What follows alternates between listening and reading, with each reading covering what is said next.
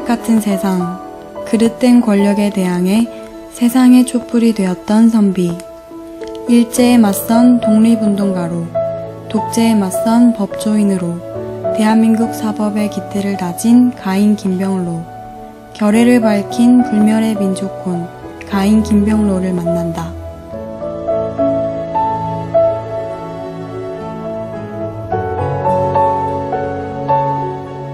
이곳 기획전시관에 들어서면 첫눈에 들어오는 김병로 선생의 사진. 가인 김병로는 1887년 12월 15일 전라북도 순창군 복흥면 하리에서 태어났다. 부친은 사관원의 정원을 지냈던 김상이었고, 모친인 장은고 씨는 의병장 고경명의 후예였다. 가인의 어린 시절은 외로웠다. 할아버지와 아버지가 어렸을 때 돌아가시고 집안의 큰 어른이던 할머니마저 돌아가시자 어린 나이에 가장이 되었다. 유년 시절을 이곳에서 지내시고 일본으로 유학을 가시고 또 메이지 대학에서 법학을 전공하셨고 기존에 법원 연수관이 없었고 여기가 처음이에요. 근데 여기 이런 산골에 이런 자리가 있다라는 게 모두가 의아스럽잖아요. 그만큼 이제 초대 대법원장님으로서 어떤 법조인의 모범이 되는 그분의 어떤 그 정신을 본받고 그런 취지로 이쪽에 자리를 하게 됐죠. 처음에 저는 가인 김병로 선생님 그러길래 아름다울 가짜를 쓰실 줄 알았어요. 아름다울 가짜가 아니라 거리 가짜를 쓰세요. 그 일제 치하에 있을 때는 이제 여러 가지 사건이 있었지만 변호사로 활동을 하시면서 굉장히 이렇게 핍박받는 우리 민족을 위해서 많이 애를 쓰시고 대법원장 시절에 차를 운전하는 운전기사가 날씨가 춥고 이러니까 손자를 학교까지 태워다 주려고 했었는가 봐요. 그런 일들을 굉장히 호통을 치시고 이거는 대법원장 손자를 위한 차가 아니라 대법원 그 업무를 위한 법원 업무를 위한 차량인데 사사로이 그렇게 써서는 되지 않다라고 굉장히 호통을 치셨다라는 일화가 또 소개가 돼 있어요. 근데 여러 가지 일화가 있지만 청렴 결백하신 것도 그렇지만 어떠한 그 정권의 압력에도 굴하지 않고 꿋꿋하셨던 그런 정신을 또 높이 사지요.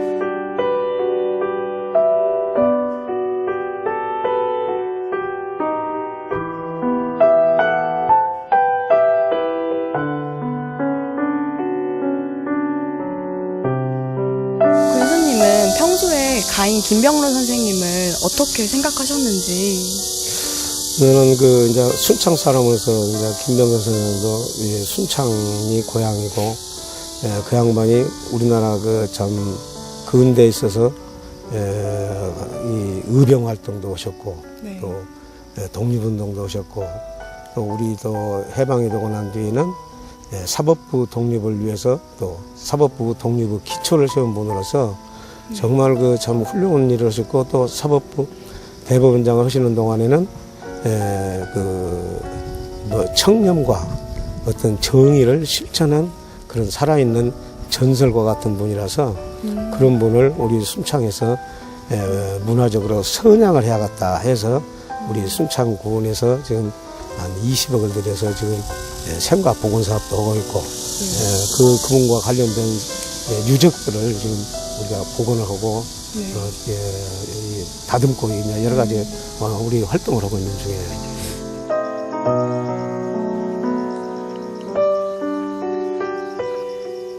남아있는 생가터인가요?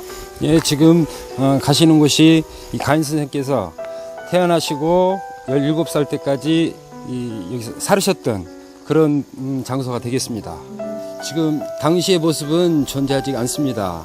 왜냐하면 6.25 한국전쟁 때 그때 이 마을 전체가 안타깝게도 이 전체 이 소실이 된 관계로 그 부분에 대한 복원하는 이 상황이 있어 많은 어려움이 있었습니다. 그 당시에 이 마을에 이 친척 되시는 분이 이 복원 사업에 대해 들으시고 이곳 군청을 방문하셔서 직접 그때의 기획을 되살려서 창문 하나까지도 이렇게 직접 그려서 저희한테 주신 것입니다.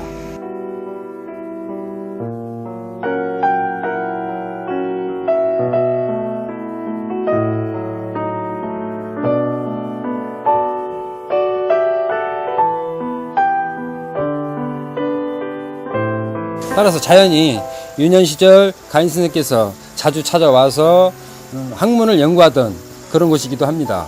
생가 복원 사업 계획에 이 낙덕정 주변과 그리고 저희 가인 연수원 그리고 훈몽제 이르기까지 네트워크로 이렇게 계획을 하고 지금 추진을 하고 있습니다.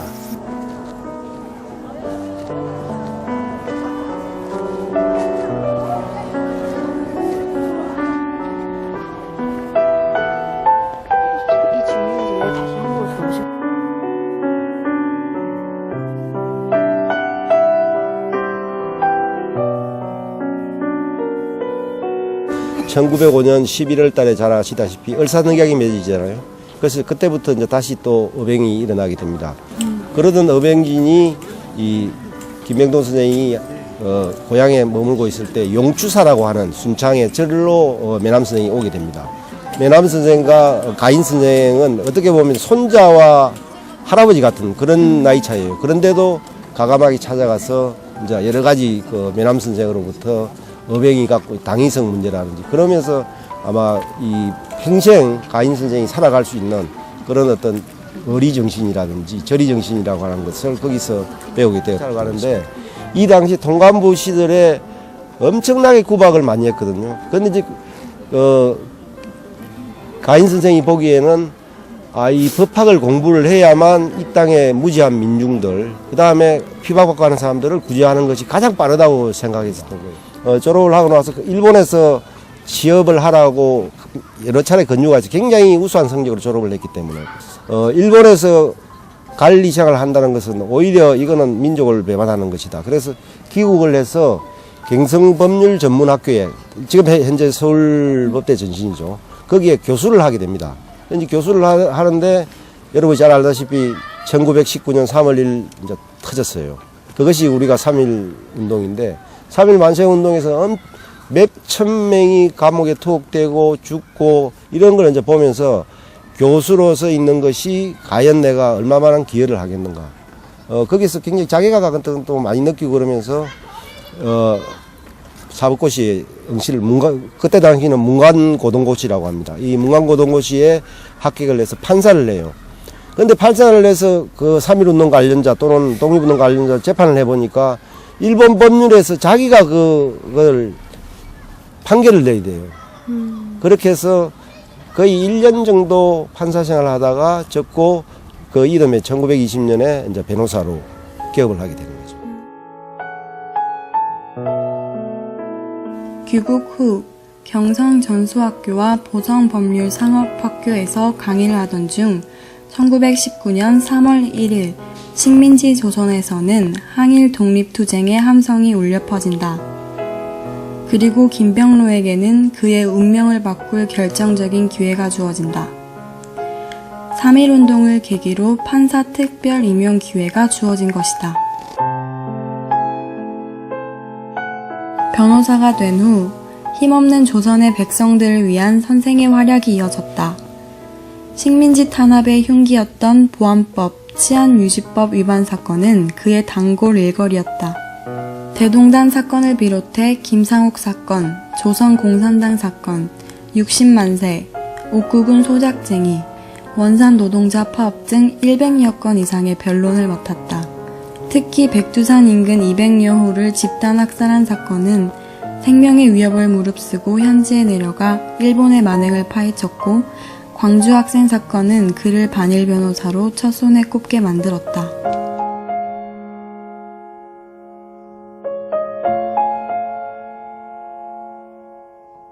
(1945년 8월 15일) 대한민국의 독립. 환갑을 1년 앞둔 김병로 선생에게도 또 다른 인생이 찾아온다. 1948년 정부 수립과 함께 초대 대법원장에 취임한 것이다.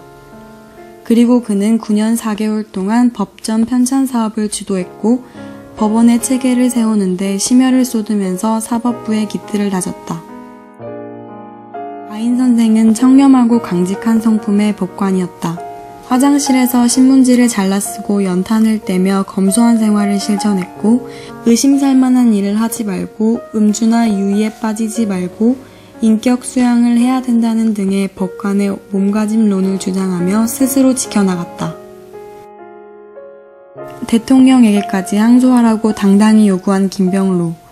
이승만 대통령은 김병로 선생의 안부를 물을 때 요즘 헌법은 잘 계시는가? 라고 인사할 정도였다.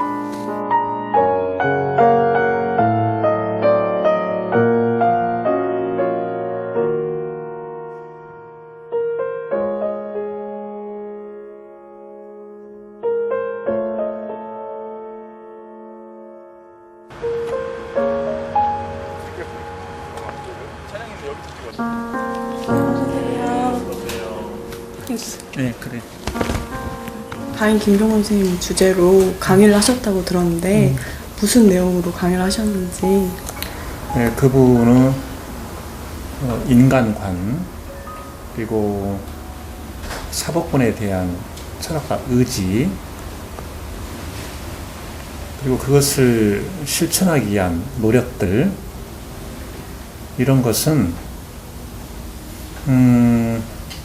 정말 지금 와서 생각해 보면 아 그럴 수도 있었구나 정말 꿈 같은 전설이 되어 있어요. 당시 이승만 대통령이 잘못한 일이 있으면 정확하게 거기에 대해서 호통을 쳤어요.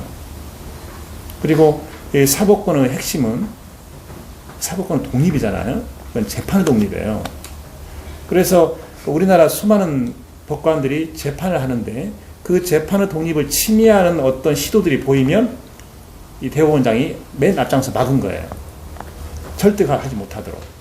그러니까 이 정치 권력이 침해하려고 한다든가 언론이 침해하려고 한다든가 어떤 사회 세력이 침해하려고 할 때 이거 맨 앞장서 막아버린 거예요. 그래서 우리나라 역대 사법권 역사에서 막 그 당시가 사법권 독립이 가장 강화된 그런 때라고 볼 수 있죠. 이 사법권의 독립이 강화되면 그것은 어떤 결과를 가져오느냐. 국민들의 삶이 그만큼 편안해지는 거예요. 국민들이 살면서 억울한 일을 당할 때 그것을 바로바로 적정하게 해소할 수 있는 그런 길이 열린다는 거죠. 그런데 이 사법권의 독립이 제대로 지켜지지 않게 되면, 확보되지 않게 되면 국민들의 삶이 그만큼 어려워지는 거예요. 지금도 많은 법조인들이 가장 존경하는 인물로 김병로 선생님을 뽑고 있다고 들었는데 김병로 선생님의 어떤 면이 그분들에게 그렇게 큰 영감을 주었을지. 대통령의 호통치는 대법원장. 상권 분립 원칙에 따르면 입법권, 집행권, 사법권 이렇게 되어 있잖아요. 그것을 삼권 정립이라는 말을 써요. 가마솥다리 정자예요. 만약에 이게 다리가 어떤 것은 길고 어떤 건 짧으면 밥 이상하게 될 거라고요. 상권 정립이라고 하는 것은 입법권, 집행권, 사법권이 똑같은 지위라는 거예요. 그러니까 삼권 분립이라고 하지만 상권 정립이라는 그런 표현을 쓰거든요. 법률가들로서 김병로 대법원장은 하나 이상향이라고 할 수 있죠. 그 이상향은 도달하기는 참 어렵지만 가고 싶은 곳. 이게 이상향이다. 그래서 그 뒤로 이렇게 수많은 법조인들, 법률가들이 나왔지만 저 사람이야말로 김병로 대법원장의 거의 접근한 사람이다라고 말할 수 있는 사람은 아마 없다고 봐요. 독보적인 그런 존재죠.